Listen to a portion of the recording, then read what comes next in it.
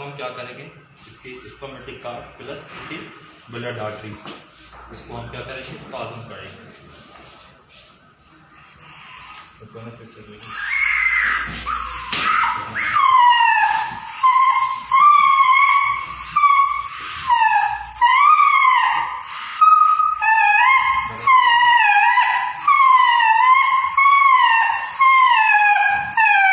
Doctor शोर क्यों कर रहे हैं?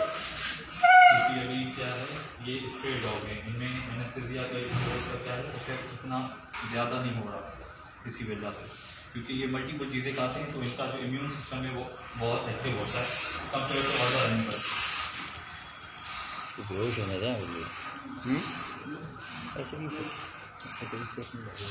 अब हम इसको क्या करेंगे, स्टिचेस लगाएंगे, suture material, absorber suture material इस्तेमाल करेंगे, लाइगेट करेंगे ताकि